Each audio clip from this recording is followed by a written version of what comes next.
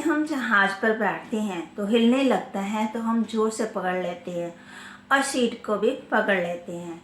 और मुझ आत्मा को हिलाने वाला आता कौन है? रावण। तो मैं और जोर से अपनी सीट को पकड़ लूँ। अपनी ऊंच सम्मान की सीट माना संतुष्टता की सीट पे सेट होते ही मैं आत्मा स्वयं को सेव कर लेती हूँ, क्योंकि दूसरे जन दूसरा जो है अपना काम कर रहा है और मैं अपना काम कर रही हूँ ना, वो अपना रोल निभा रहे हैं और मैं आत्मा अपना रोल अदा कर रही हूँ।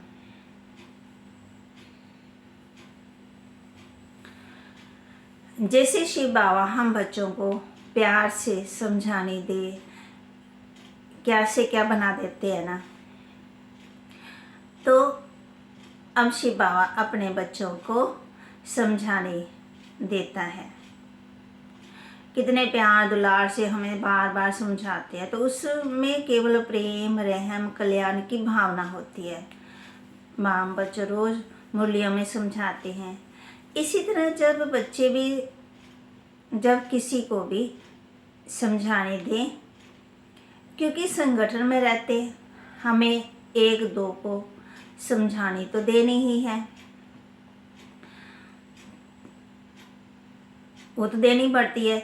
इसलिए उस समझाने में भी प्रेम रहम और कल्याण ही समाया हुआ हो, क्योंकि तभी उस समझाने का पॉजिटिव रिजल्ट आएगा। अगर हम गुस्से से नफरत से समझाएंगे तब नहीं, जिससे हमारा भाग्य भी ऊंचा बन जाएगा। अगर मैं खुशी वाले संकल्प करती हूँ तो खुशी बढ़ती है, और अगर मैं दुख वाले संकल्प करती हूँ तो दुख बढ़ता है। फिर दुख बढ़ते जाएंगे ना, तो शिव बाबा आया है हम बच्चों को गृहस्थ आश्रम स्थापन करने। दुनिया में तो दोनों को अलग अलग कर दिया और भगवान एक करने आता है। साधु सन्यासी जंगल में चले गए पवित्रता के कारण। इसके लिए ही बाबा ने हमें पढ़ाई है, निम्मत अर्थात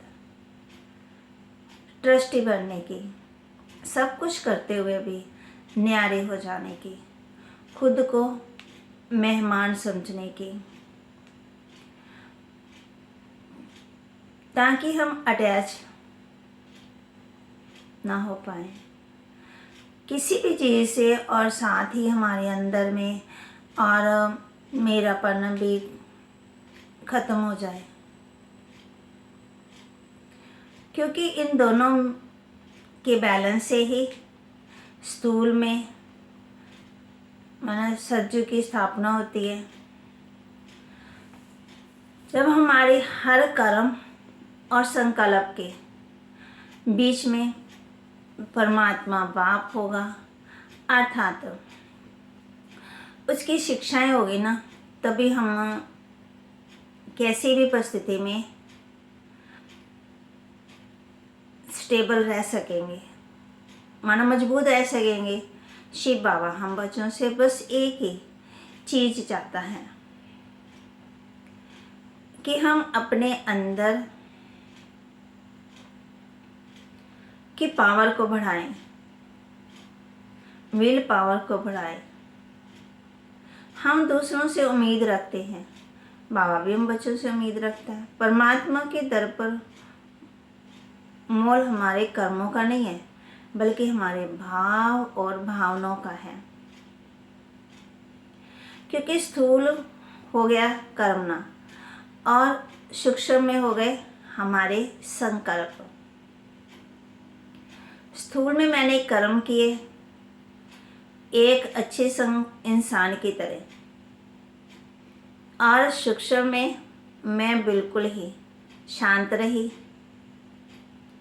अर्थात कोई उम्मीद नहीं, कोई संकल्प नहीं।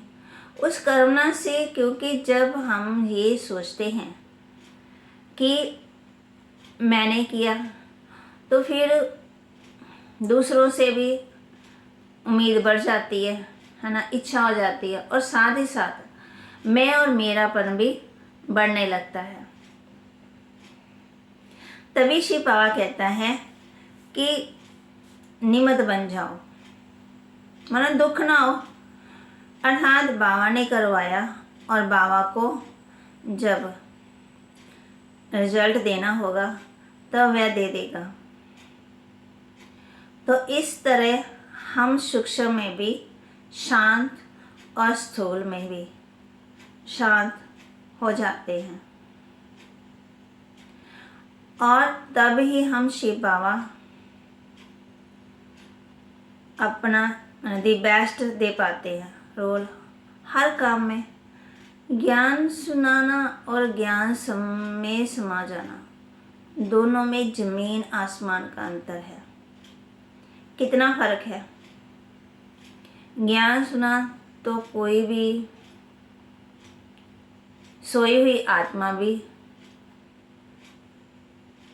दे सकती, परंतु अंदर तक ज्ञान को समा जाना, ये तो जागती ज्योत का है काम। माना ज्ञान को हम कोई भी दे सकता है, केवल ज्ञान सुनाना तो ऐसे ही है जैसे एक कान में गया और दूसरे कान से निकल गया। और ज्ञान सुनाना तो ऐसे है कि वो अंदर गया और उसने कार्य किया जा करके, अर्थात हमारा परिवर्तन किया। समर्पण अर्थात निश्चिंत स्थिति। निश्चिंत जो है ना, वो एक पावरफुल आत्मा ही हो सकती है, अन्यथा आत्मा निश्चिंत नहीं हो सकती है। वो सोचती रहेगी ना, समर्पण कर करके वे समर्पण कर वेट करती है, और वेट वाली आत्मा कभी भी निश्चिंत नहीं हो सकती। समर्पण का मतलब होता है निश्चिंत हो जाना, बाप को दे देना। समर्पण का मतलब ये नहीं होता कि वेट करना, क्योंकि इच्छा रखकर किया गया समर्पण नहीं कहलाता। फिर उसके लिए सोचते रहो। समर्पण अर्थात जिस हाल में भी हूँ, खुश हूँ, निश्चिंत हूँ, संतुष्ट हूँ, परमात्मा पर पूरा निश्चय है कि उसको समर्पण किया, तो परमात्मा को समर्पण किया ना, किसी देहधारी को थोड़ी। तो इसके लिए पूरा निश्चय है कि जो भी होगा ना, अच्छा ही होगा, कल्याणकारी ही होगा, और जो अब भी हो रहा है वह भी मेरे कल्याण के लिए ही निमित्त ही हो रहा है। तो हम सोच सोच के, समर्पण का मतलब ये नहीं है कि बाबा कर देगा। जिसकी न्यारे रहने की आदत होगी तो वो सब कुछ करता हुआ भी न्यारा सा ही रहेगा। मन बुद्धि से कोई भी फंसेगा नहीं, और जिसकी फंसने की आदत होगी वो कुछ ना कुछ करता ही हुआ भी फंसा हुआ सा ही रहेगा। तो बाबा बच्चों कहते हैं कि वो व्यर्थ की बातों में ही उलझा रहेगा, फंसा रहेगा। जहाँ प्रेम होता है ना, वहाँ पश्चाताप, भेदभाव होता ही नहीं है। कुछ भी है वहाँ पर तो सबके लिए एक समान नियम होते हैं, क्योंकि सभी अपने हैं ना।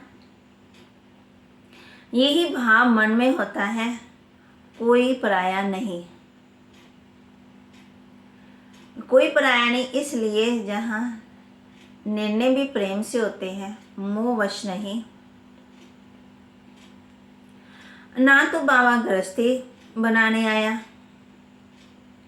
और ना ही बाबा सन्यासी बनाने के लिए आया। बाबा तो सर्वशक्तिवान बनाने आया है,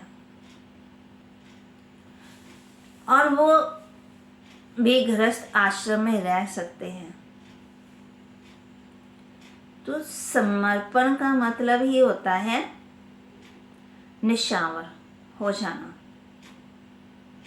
और समर्पण एक वो ही आत्मा कर सकती है जिसके भीतर प्रेम हो, क्योंकि जिसके प्रति प्रेम होगा उसके प्रति हम समर्पण कर देते हैं। तो परमात्मा प्रति समर्पण अर्थात वो जैसा चाहता है मैं वैसा बन जाऊं।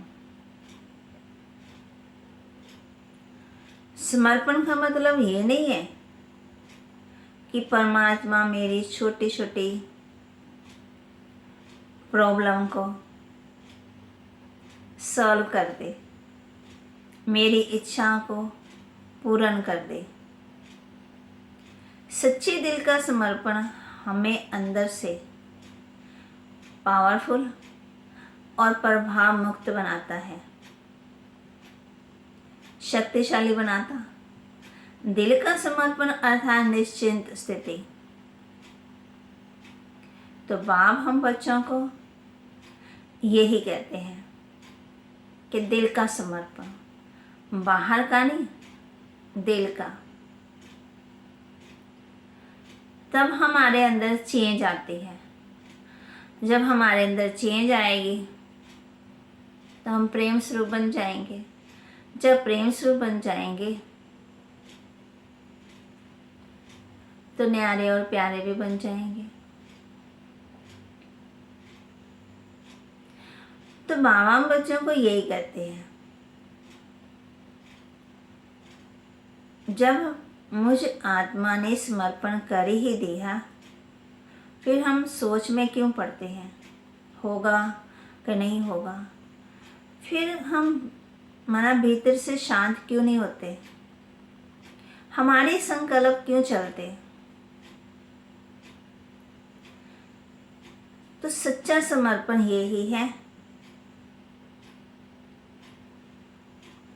हम बाप को सच्चे दिल से समर्पण कर दें।